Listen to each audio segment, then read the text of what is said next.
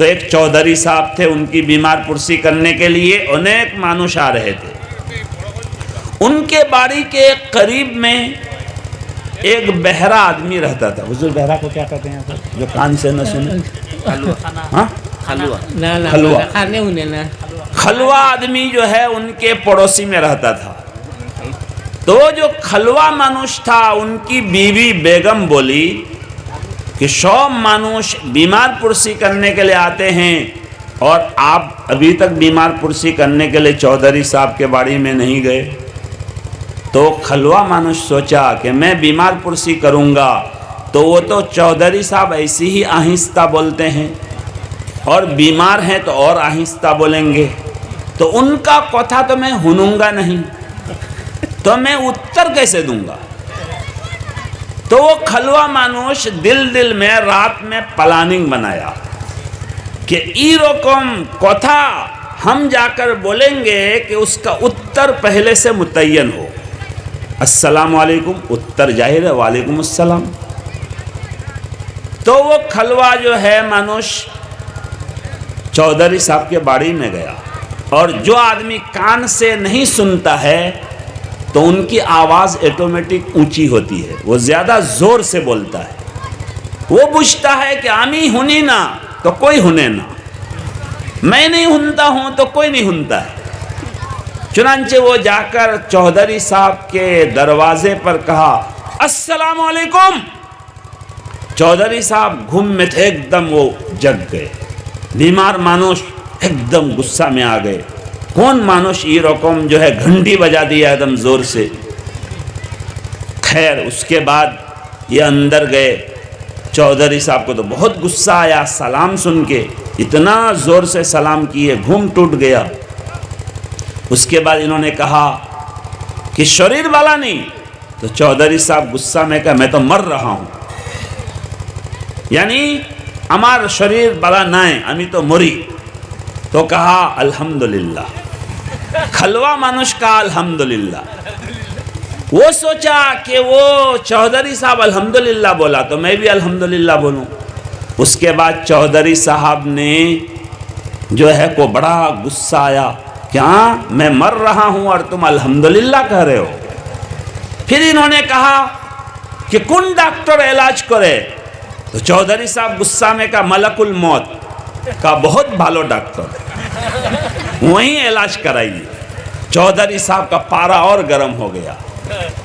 کہا چودھری صاحب کیا کھاتے ہیں؟ کھانا غذا خوراک کیا ہے؟ کہا زہر۔ وہ تو ہونا نہیں خلوہ مانوش۔ تو انہوں نے کہا بہت بھالو غذا، یہی غذا یہی خوراک کھاتے رہیے۔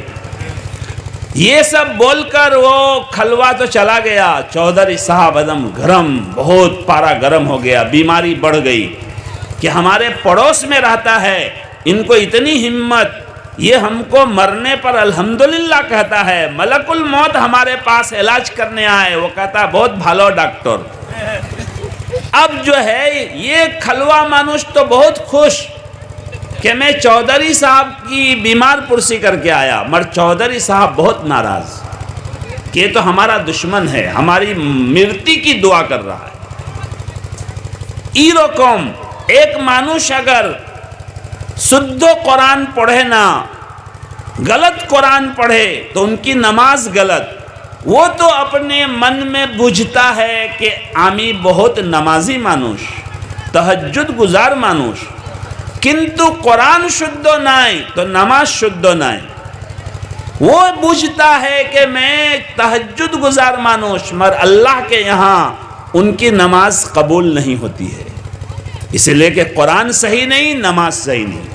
اس لیے میرے بھائیوں دوستو بزرگوں، ہر مسلمان پر یہ فرض ہے کہ قرآن سدھو پڑھے اور اپنے بچوں کو قرآن کریم پہلے سدھو پڑھنا سکھا دے۔ آپ کے انچل میں سماج میں یہ مدرسہ قائم ہوا، اس مدرسے کا ادیشیہ اور مقصد یہی ہے کہ قرآن کو بھالو انداز میں ہمارے بچے پڑھیں بھی سمجھیں بھی۔ عربی تعلیم عالم فاضل مولانا بننے کا مقصد ہی ہے کہ قرآن بھالو پڑھے اور بھالو سمجھے، بھالو سمجھائے، خود بھی بھالو بوجھے اور بھالو کرے، بجھائے لوگوں کو۔ لہذا اس مدرسے کی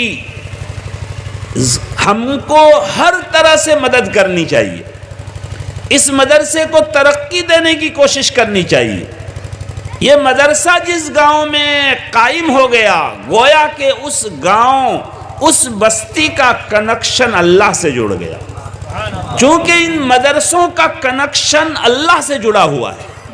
مدرسہ شروع ہوا ہے اللہ کے دربار میں، وَعَلَّمَ آدَمَ الْأَسْمَاءَ، سب سے پہلے نمبر کے معلم اللہ ہیں، اور اللہ نے آدم علیہ السلام کو سکھایا، ہمارے دادا آدم کو۔ دادا آدم یہ متعلم چھاتروں ہیں، دادا آدم کے استاد اور حضور ڈائریکٹ اللہ تعالیٰ ہیں۔ اللہ تعالیٰ کے یہاں مدرسہ قائم ہوا، ہر نبی دنیا میں آ کر مدرسہ قائم کیے۔ ہمارے نبی صلی اللہ علیہ وسلم مکہ میں دار ارقم یہ مدرسہ چلاتے تھے، حالانکہ مکہ کے سب مانوش نبی کے دشمن تھے، جو ایمان نہیں لائے تھے، سب دشمن، لیکن اس کے باوجود ایک صحابی کے باڑی کو مدرسہ بنا دیا تھا۔ جو صحابی مسلمان ہوتے، دار ارقم، حضرت ارقم کے باڑی میں اللہ کے رسول ان کو قرآن حکاتے تھے۔ پھر جب مدینہ آئے تو مدینہ میں ہمارے نبی جی صلی اللہ علیہ وسلم نے صفہ نامی مدرسہ قائم کیا مسجد نبوی میں۔ جو لوگ حج کرنے، عمرہ کرنے گئے ہیں وہ جانتے ہیں کہ آج بھی ہمارے آقا و مولا جناب محمد الرسول اللہ صلی اللہ علیہ وسلم کی مسجد میں ریاض الجنہ کے کچھ پیچھے ایک چبوترا بنا ہوا ہے، اس چبوترا میں لوگ جا کے بیٹھ کے تلاوت کرتے ہیں۔ اس پورے علاقے میں صحابہ کرام کا مدرسہ چلتا تھا، اس مدرسہ کا نام تھا صفہ۔ تو یہ آپ کا جو مدرسہ شفیقیہ ہے، اس کا کنیکشن صفہ سے جڑا ہوا ہے، اس کا کنیکشن دار ارقم سے جڑا ہوا ہے، اس کا کنیکشن اللہ سے جڑا ہوا ہے۔ یہ شروع ہوا ہے اللہ کے یہاں سے اور ختم بھی ہوگا جا کر اللہ کے یہاں۔ ابھی ہمارے عزیز مولانا فاروق صاحب نے بتایا کہ اللہ کے دربار میں ان بچوں کو اور ان کے ماں باپ کو اللہ تاج پہنائیں گے۔ اتو سندر نورانی تاج اللہ ماں باپ کے ماتھے پر رکھیں گے۔ حدیث میں ہے کہ اس کی چمک دمک اتنی ہوگی کہ اگر کسی کے باڑی میں سورج کو لا کر لٹکا دیا جائے، اتو دور سورج، لیکن اس کے باوجود اتنی روشنی، اگر سورج کو یہاں لا کے لٹکا دیں تو کتنی روشنی ہوگی۔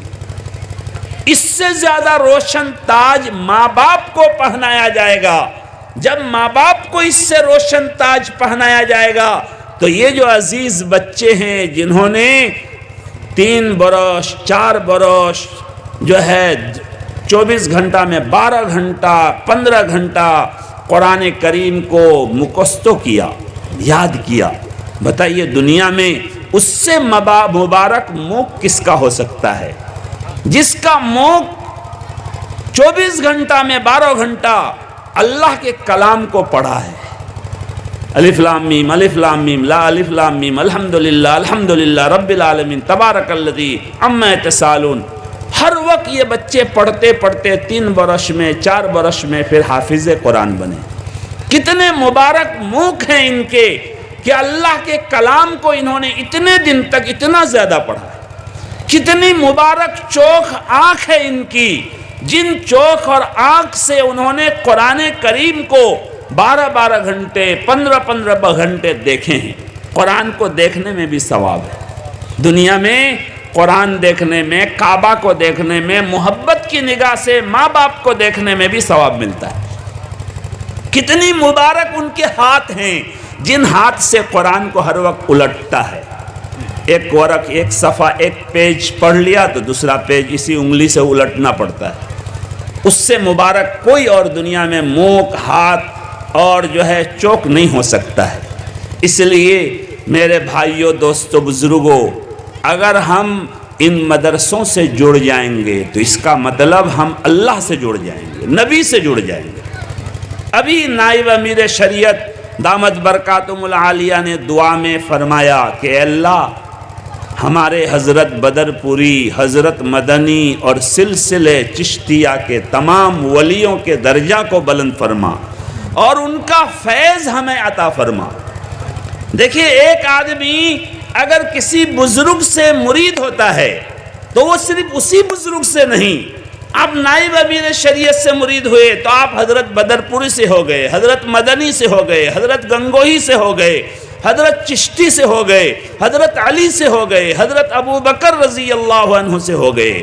ہمارا نسب، ہمارا سلسلہ حدیث میں بھی، تصوف میں بھی ہمارے آقا و مولا جناب محمد الرسول اللہ تک پہنچتا ہے. دنیا میں کوئی پڑھائی ایسی نہیں ہے جس کا سلسلہ 10 تک وہ کوئی بتا سکے.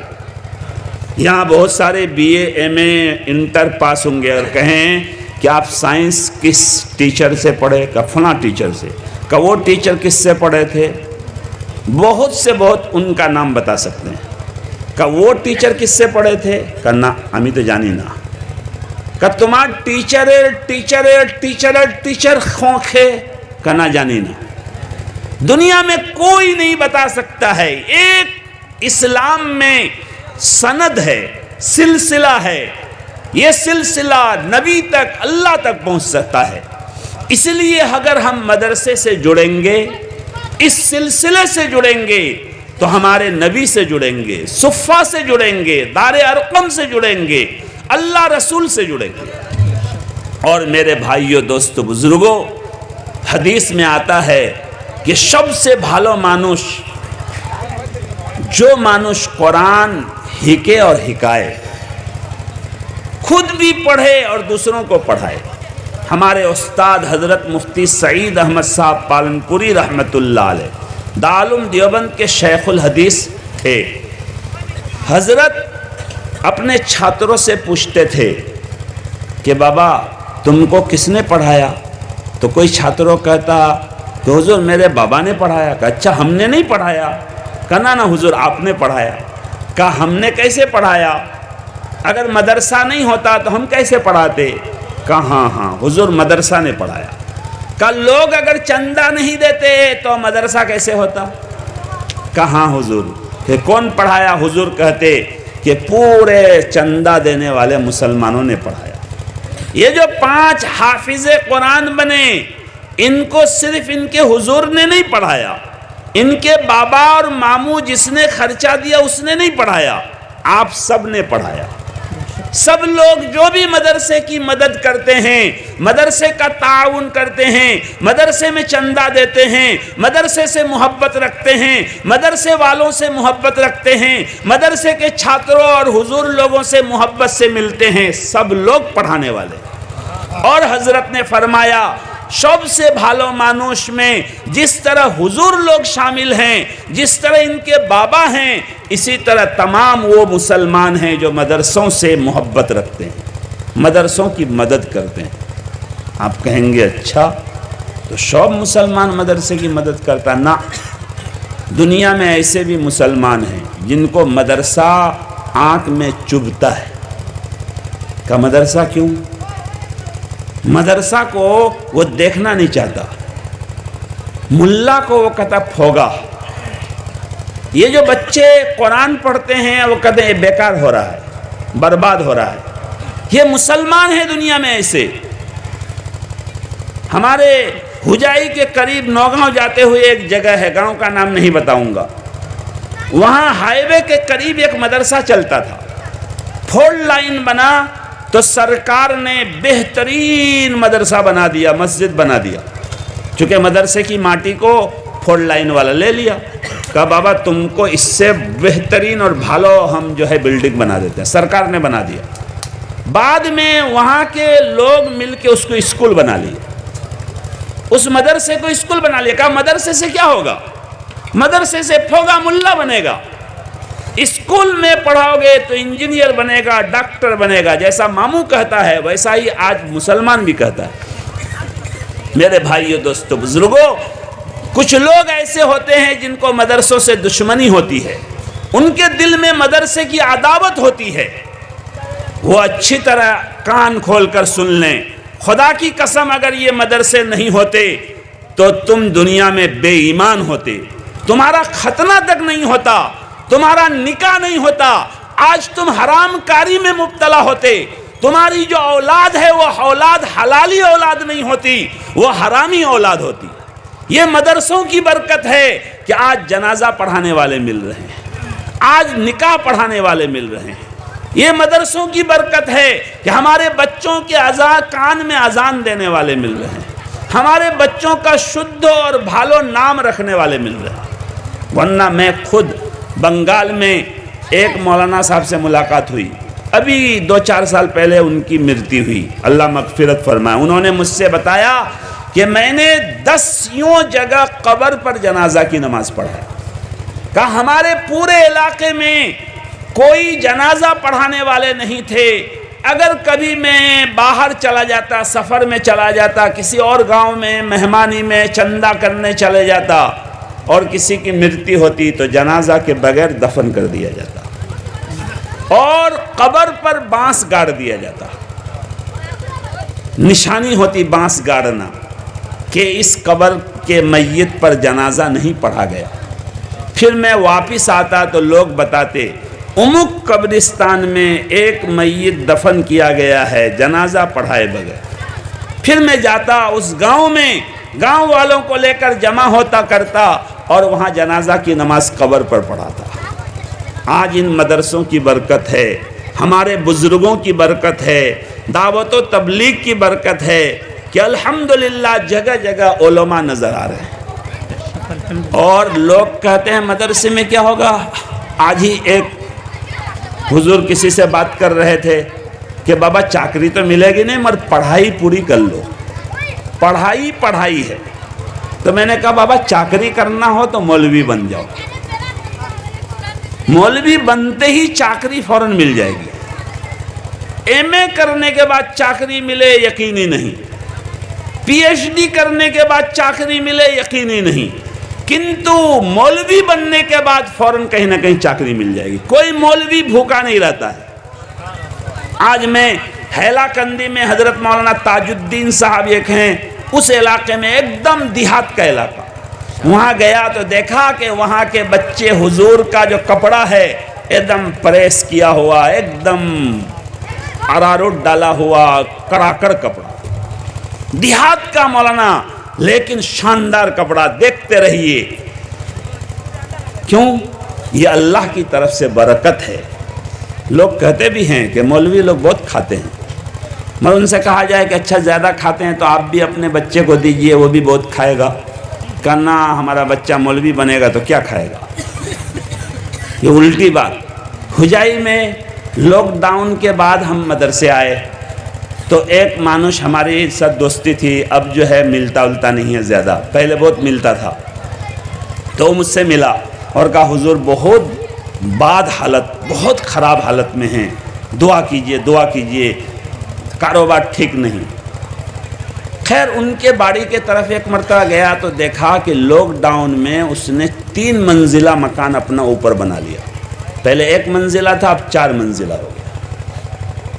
تو میں نے کہا امک بھائی یہ 3 منزلہ مکان آپ لاک ڈاؤن میں بنائے، کہاں یہ سب بھاڑا پر دیں گے. پھر ایک دن ملاقات ہوئی تو کہنے لگا حضور دعا کیجئے گا، بہت حالت خراب ہے، لاک ڈاؤن نے ایک دم پچھاڑ دیا. میں نے کہا استغفر اللہ، لاک ڈاؤن میں لوگ بھوکے مرے، آپ 3 منزلہ بلڈنگ بنائے پھر بھی اللہ کا شکریہ نہیں ادا کرتے ہیں. اور میں نے کہا امک بھائی آج تک میں کبھی آپ کو کہا کہ حالت بالا نہ آئے دعا کیجئے. اس لیے شکریہ اللہ کا ادا کیجئے. ہمیشہ خالی ناشکری کی بات کرتے ہیں. تو کہنے لگا حضور آپ لوگوں کے پیسے میں بہت برکت ہے، تو میں نے کہا ٹھیک ہے، 1 مہینے کی تنخواہ آپ ہماری لے لیجئے، آپ کی 1 مہینے کی کمائی ہم کو دے دیجئے، برکت والی آپ لے لیجئے، بے برکت والی ہم کو دے دیجئے۔ تو وہ ہنس دیا۔ میرے بھائیو، دوستو، بزرگوں، اللہ تبارک و تعالیٰ کا فضل ہے کہ آج بھی اللہ نے مسلمانوں کی عزت دینداری میں رکھی ہے۔ دیکھیے، مسجد اقصیٰ کے محافظین چھوٹی سی جماعت ہے، بے یار و مددگار، امریکہ جیسا سپریم طاقت، اسرائیل جیسا سپر طاقت آج 3 مہینے سے زیادہ 4 مہینے ہونے جا رہے ہیں، لیکن ابھی تک جو ہے ان کا کچھ بگاڑ نہیں پایا۔ کیوں؟ وہ دین پر قائم ہے، ان کا کنیکشن اللہ سے ہے، وہ اللہ اور اللہ کے رسول سے محبت رکھتے ہیں۔ اور عقل کنواں کے مولانا غلام محمد وستانوی صاحب کے صاحبزادے مولانا حذیفہ وستانوی نے بتایا کہ میرا فلسطین میں ایک دوست ہے، انہوں نے بتایا کہ اس کی بنیادی وجہ یہ ہے کہ ہمارا بچہ بچہ حافظ قرآن ہے۔ قرآن سب کے سینے میں ہے، جن کے سینے میں قرآن ہوگا ان کا سینہ ایمان سے بھی مضبوط ہوگا۔ چنانچہ آپ لوگ واٹس ایپ وغیرہ میں دیکھتے ہیں، چھوٹا چھوٹا بچہ، ان کا بابا مر گیا، نانا مر گیا، امی مر گئی، لیکن وہ قرآن پڑھتے ہیں۔ ان اللہ مع الصابرین الذین اذا اصابتهم مصیبۃ قالوا انا للہ وانا الیہ راجعون۔ چھوٹا چھوٹا بچہ پڑھتا ہے، حسبنا اللہ ونعم الوکیل نعم المولا ونعم النصیر۔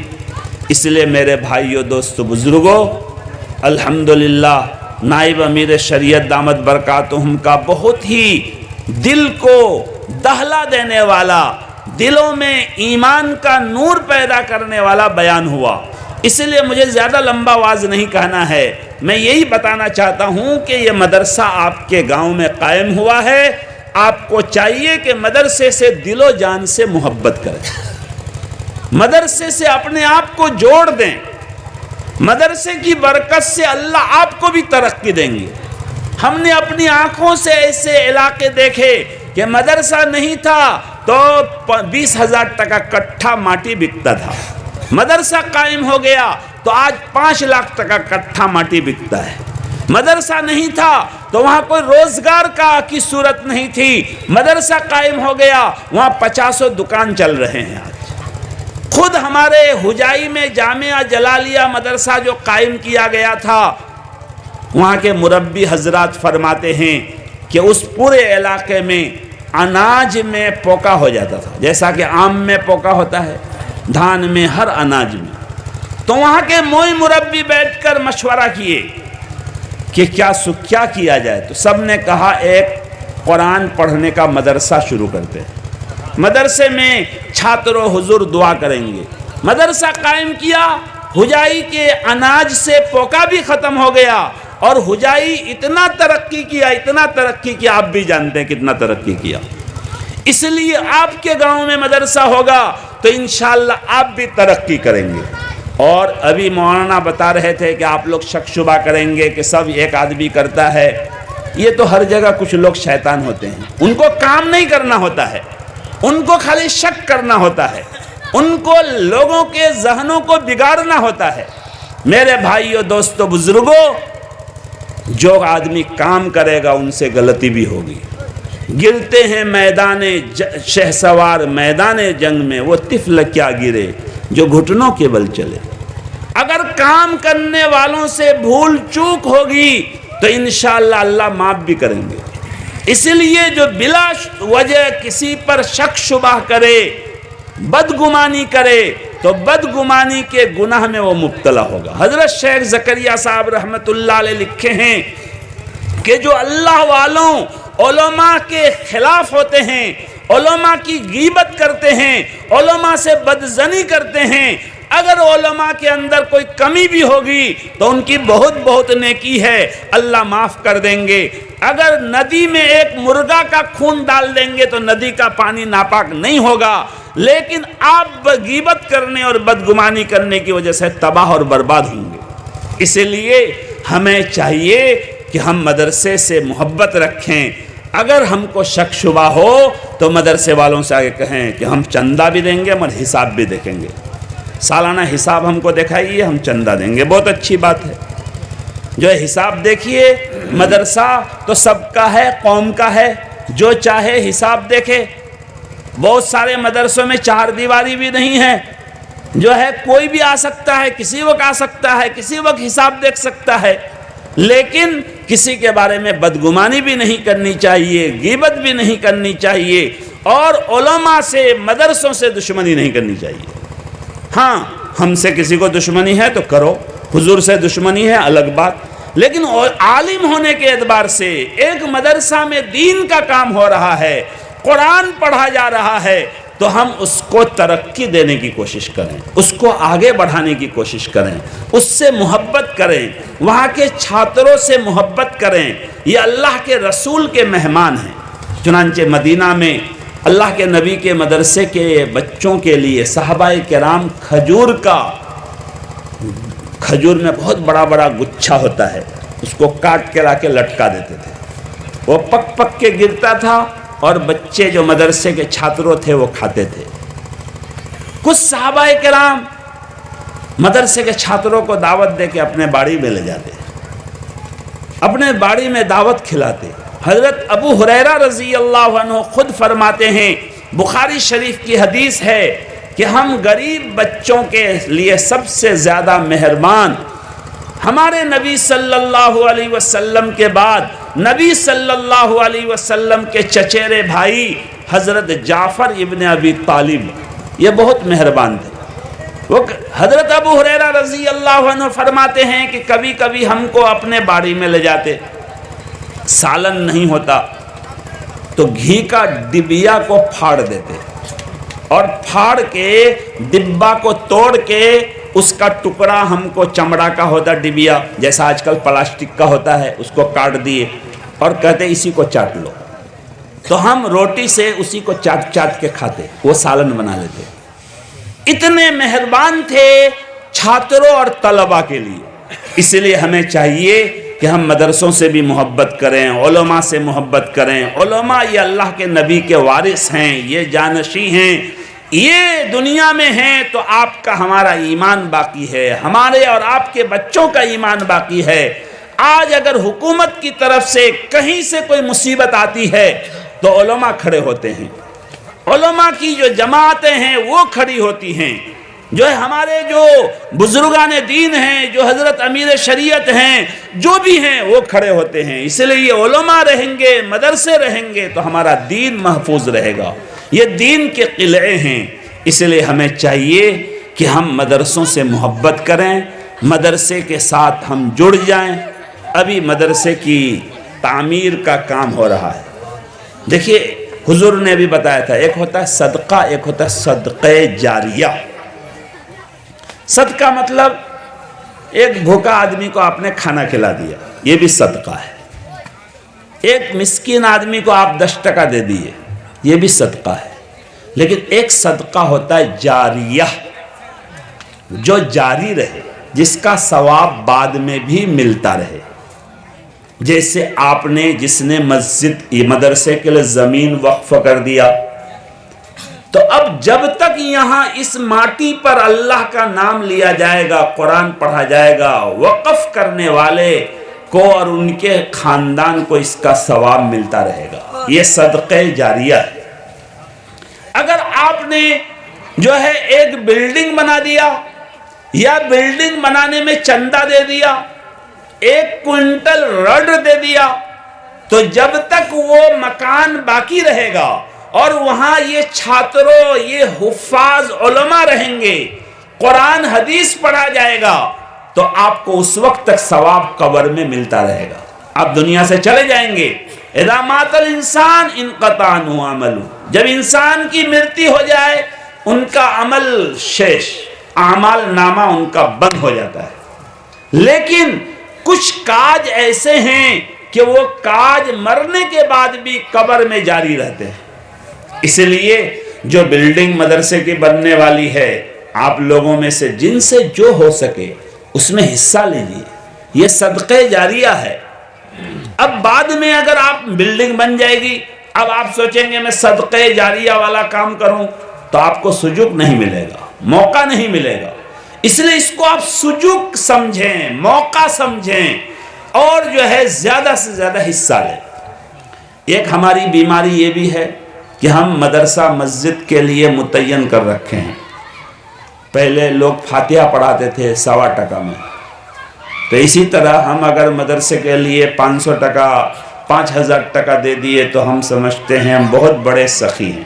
یاد رکھیے، اسلام میں سخاوت مقدار کو دیکھ کر نہیں متعین کیا گیا ہے، پرسن کو دیکھ کر، فیصدی کو دیکھ کر، کتنے میں کتنا دیے۔ 1 کروڑ پتی آدمی 5000 دیا تو وہ سخی نہیں ہے، وہ کنجوس ہے۔ ایک آدمی 1000 ٹکا ان کے جیب میں ہے، وہ 500 ٹکا دے دیا تو وہ آدھا مال دے دیا۔ چنانچہ بخاری شریف میں ہے کہ غزوہ تبوک میں اللہ کے نبی صلی اللہ علیہ وسلم اعلان کیے چندہ دینے کے لیے۔ حضرت عمر رضی اللہ عنہ نے سوچا کہ ابو بکر سے میں کبھی آگے نہیں بڑھ پاتا ہوں، آج مجھے ابو بکر سے زیادہ چندہ دینا ہے۔ چنانچہ وہ اپنے باڑی میں جا کر آدھا سامان گھر والوں کے لیے رکھے اور آدھا سامان اور مال اللہ کے نبی کے قدم میں لا کر ڈال دیے۔ بہت انیک قسم کے سامان اور وستو جمع ہو گئے۔ حضرت ابو بکر رضی اللہ عنہ بھی تھوڑا بہت کچھ لا کر دیے۔ حضرت عمر رضی اللہ عنہ جب دیکھے کہ ابو بکر کا تو تھوڑا ہے، عمر کا بہت انیک قسم کا سامان اور وستو ہے، تو بہت خوش ہوئے کہ آج میں ابو بکر سے بڑھ گیا۔ لیکن ہمارے نبی جی صلی اللہ علیہ وسلم نے یہ نہیں پوچھا کہ کون کتنا دیا، کیا پوچھا؟ ما ترکت فی بیتک یا عمر، اے عمر باڑی میں کتنا رکھے اور کتنا لائے؟ انہوں نے کہا یا رسول اللہ جو ہے 50% لے آیا، آدھا باڑی میں رکھا آدھا لے آیا۔ اچھا، پھر پوچھا ما خلفت فی بیتک یا ابا بکر، اے ابو بکر اپنے باڑی میں کتنا رکھے؟ انہوں نے کہا یا رسول اللہ کچھ بھی باڑی میں نہیں رکھا، اللہ رسول کا نام رکھا، جھاڑو دے کر سب جمع کر کے لے آیا، میرے باڑی میں اتنا ہی تھا جتنا لے آیا، اور کچھ نہیں ہے باڑی میں۔ حضرت عمر رضی اللہ عنہ سمجھ گئے کہ ابو بکر کا نمبر بڑھ گیا، میں 50% دینے والا، وہ 100% دینے والا۔ دیکھیے اللہ کے نبی نے اس طرح پوچھا، یہ نہیں پوچھا کتنا دیے۔ اس لیے جو لوگ 1 لاکھ دینے کی صلاحیت رکھتے ہیں وہ 5000 دے کر اپنا دامن نہ چھوڑائیں، وہ 1 لاکھ دیں۔ جو 5 روپیہ دینے کی صلاحیت رکھتے ہیں وہ 5 روپیہ دیں۔ ہر آدمی اپنے اپنے مال کے اعتبار سے دے۔ جب تک یہ مدرسہ چلے گا آپ کے لیے صدقہ جاریہ ہوگا، اور آپ اپنی اولاد کے نام پر جو چھوڑ کے جائیں گے وہ آپ کے لیے کتنا صدقہ کرے گا، کتنا دعا کرے گا۔ آپ خود سوچ لیجئے کہ آپ اور ہم اپنے باپ دادا کے لیے کتنا کرتے ہیں۔ ہم جتنا کرتے ہیں اس سے بہت کم ہماری اولاد کریں گی، چونکہ وہ تو اور برے زمانے کا ہوگا۔ دن بدن زمانہ برا ہو رہا ہے، لہذا ہم اپنے باپ دادا کے لیے کتنا کر رہے ہیں اسی پر ہم اپنی اولاد کو سوچ لیں۔ لہذا جو کرنا ہے کر کے جائیے، بعد والوں کے بارے میں کچھ جو ہے امید مت رکھیے۔ اس لیے یہ ایک سجوک ملا ہے، آپ دل کھول کر مدرسے کی مدد کیجئے، جو مکان کا کام شروع ہوا ہے اس کو پورا کیجئے۔ اللہ تعالیٰ انشاءاللہ یہ مدرسہ کے ذریعہ سے پورے سماج کو جنت میں لے کر جائیں گے۔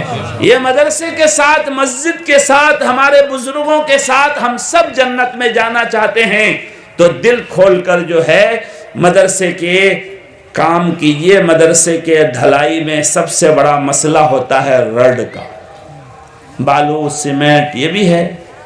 کتنا کنٹل رڈ بتائے مولانا فاروق صاحب؟